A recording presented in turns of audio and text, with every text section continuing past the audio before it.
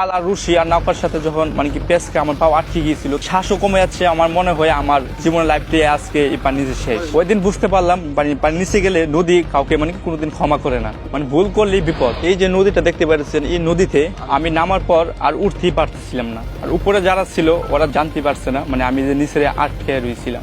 ওই দিন সকালে অন্য দিনের মতোই নামছি পানির নিচে মাছ ধরতে, একটু ঘোলা ছিল, ভয় লাগতেছিল না, স্রোতও বেশি ছিল। তারপর আমরা নামলাম, একাই নামছিলাম। নামার পর অনেক অনেক ঘুরে গেছিলাম, অনেক ঘুরে, মানে যাই আর অন্ধকার অন্ধকার আর অন্ধকার, মানে মনে হয় না মানে কি মানে ভয় লাগতেছে, মানে যাইতেই আছি, মানে আনন্দ মাছ ধরবো। তারপর গেলাম, যখন অনেকক্ষণ মাছ খোঁজাখুঁজির পর মানে একটা মাছ পাইলাম। 5-6 মিনিট হয়েছে মানে মাছ খুঁজতে খুঁজতে, পানি প্রেসারটা অনেক বাড়লো, স্রোত তো অনেক বাড়লো। হঠাৎ করে মানে মনে হয় লাগে যেমন শরীরে অনেক পানি চাপ আইতেছে, মানে অনেক প্রেসার হচ্ছে, স্রোত বেড়ে গেছে হঠাৎ। তারপর একটা বড় মাছ, হঠাৎ করে একটা বড় মাছ, যখন ওর পিছ আমি যাইতেছিলাম তখন আমার মানে হঠাৎ করে আমার পাওটা মানে কি আটকে গেছে, মানে কি মনে হয় না কি আমি কইতে পারি দাপ খইরা, যখন আমি হাত দিলাম নড়তে পারতেছি না, তখন দেখলাম রশির সাথে আমার পাওটা মানে টেস খাই গেছে। পান নিচে তো অনেক কিছু থাকে, তখন আমি টান দিয়েছি, খুলতে পারতেছি না, মানে আমার ভিতরে ভয় হামিয়ে গেছে, মানে অনেক ভয় লেগেছে কিভাবে অনেক এখন ছোটাবো। যখন পাওটা আটকে যায় তখন মনে হয় লাগে যেমন জানটা বের হয়ে যাচ্ছে, মানে মনে হয় আমার পাওটা মানে এখানেই ছিঁড়ে যাবে, মানে এত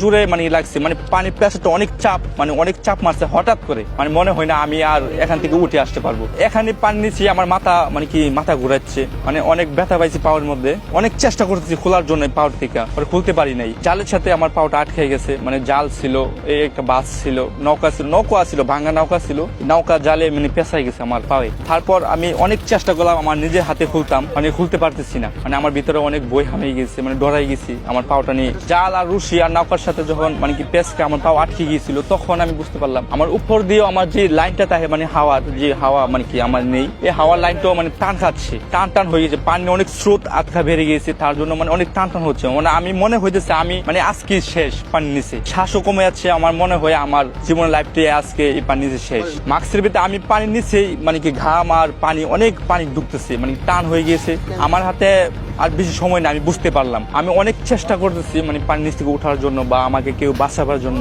তো সিঙ্গেল দেওয়ার চেষ্টা করতে পারছি, মানে চাইতেছি, মানে সিঙ্গেলটা আমি আর দিতে পারতেছি না। ওরা পানির নিচ থেকে মানে পানির অনেক স্রোত বেড়ে গেছে, তার জন্য ওর সিঙ্গেলটাও বুঝতে পারতেছে না। পানির নিচে যে আমার কিয়ামত শুরু হয়ে গেছে ওরা বুঝতে পারতেছে না। ওরা মনে বুঝতে পারছে, মানে উপরে যারা আছে ওরা বুঝতে পারছে আমি পানির নিচে মাছি ধরতে পারছি, মানে মাছি ধরতেছি, কিন্তু আমার তো আমি বুঝতে পারছি আমি পানির নিচে যে কতটুকু বিপদে আছি। আমার দিন দুনিয়া আমি ভাবতেছি আমি আজকে পানির নিচে শেষ, আমার জীবনটি শেষ। আমাদের কাছে তো ছুরি থাকে, পানির নিচে একটা ছুরি নিয়ে যাই, মানে কত বিপদে আছে, আর এক সেকেন্ড তো আমি ভাবি নাই। তারপর আমি পিছন থেকে ছুরিটা বের করে যখন যাইতাম গেছিলাম, পানির নিচে তো কোনো কিছু দেখা যায় না, আন্দা খুনতাম, মানে আন্তাজের মধ্যে যখন গেছি খুলতাম, মানে ছুরি দেওয়া কাটতে পারতেছি না, মানে উপরও আমাদের হাওয়া আমার কি আমার লাগে যেমন টান হয়ে আছে, আমি এইভাবে মানে কি এইভাবে খুলতে পারছি, আমি তো কোনো কিছু দেখতে পারতেছি না। আন্দাজে অনেক চেষ্টা করতেছি কাটার জন্য, মানে কাটতে পারতেছি না, অনেক মানে ভয় পেয়ে গেছি, ভাবছি মনে আর কাটতে পারবো না। তো আল্লাহর কি রহমত, তখনও আমার হাত কাঁপতেছিল, 5 মিনিটের মতো হয়ে আমার লাগছে মানে জালটা কাটতে পানির নিচে, আমার হাত ব্যথা হয়ে গেছে। আমি তো এইভাবেই আসছিলাম, এইভাবে তো পানির নিচে কাটা যায় না কোনোভাবে, তো অনেক ব্যথা হয়ে গেছে। তারপর যখন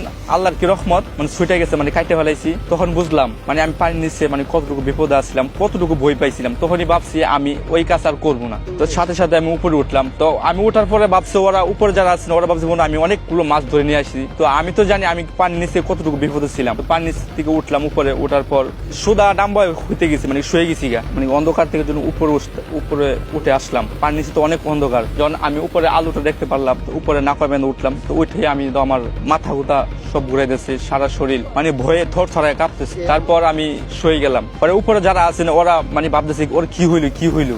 অনেকক্ষণ পর আমি যখন আমার শরীরটা একটু নিয়ন্ত্রণ আইলো, পরে ওদের কাছে আমি বললাম, তারপর ওরা বুঝতে পারছে। ওই দিন আমি অনেক বেশি ভয় পাইছিলাম, মানে আমি ভাবি নাই আমি এতটুকু বিপদে পড়বো, মানে অনেক কষ্ট করার পর আল্লাহর রহমত আছে আমার উপরে, তার জন্য আমি পানির নিচ থেকে উঠে আসতে পারলাম। ওই দিন বুঝতে পারলাম পানির নিচে গেলে নদী কাউকে মানে কোনোদিন ক্ষমা করে না, মানে ভুল করলেই বিপদ, শাস্তি পেতে হয়। পানির নিচে যদি কোনো ভুল করি তো ওই নদী কোনোদিন না একদিন আমাকে শাস্তি দিবেই। ওই দিন আমি পড়ে গেছিলাম মনে হয়, তখন আমি বুঝতে পারলাম পানির নিচে অনেক সাবধানে চলতে হয়। পানির নিচে অনেক কিছু আছে, মানে অনেক কিছু আছে, ওইটা তো মানে কি আলগা একটা জগৎ, মানে পানির নিচে বলতে গেলে আলাদা একটা জগতেই। ওইটা তো আমাদের জন্য না, আমরা তো ওদের জায়গা মানে ওদের আস্তানায় যাই, যখন ওদের আস্তানায় গিয়ে যখন ওদের ইয়া করি, বিরক্ত করি বা ওদেরকে যখন সমস্যা করি, তাহলে তো ওরা আমাদেরকে সমস্যা করতে চাইবে। পানির নিচে অনেক নিয়ম কানুন আছে, আমরা যে কাজটা করি এটা কোনো সাধারণ কাজ না।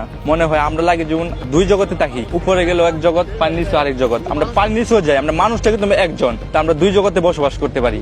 অন্য কোনো মানুষ চাইলেই পারবে না মানে কি দুই জগতে যাইতে, মানে আমরা মতো যাইতে। পানির নিচে যাইতে গেলে অনেক সাহস লাগে মনে। আপনারা চাইলেই পারবেন না মানে কি ওই জগতে যাইতে, আপনারা পারবেন না। আর আমরা ঘন্টার পর ঘন্টা পানির নিচে ওই জগতে থাকতে পারি। ওইটা যে কি ভয়ঙ্কর মানে কিরকম, এটা আমরা ছাড়া আর কেউ বুঝতে পারবে না, মানে মুখ দিয়ে বলে বোঝাতে পারবো না।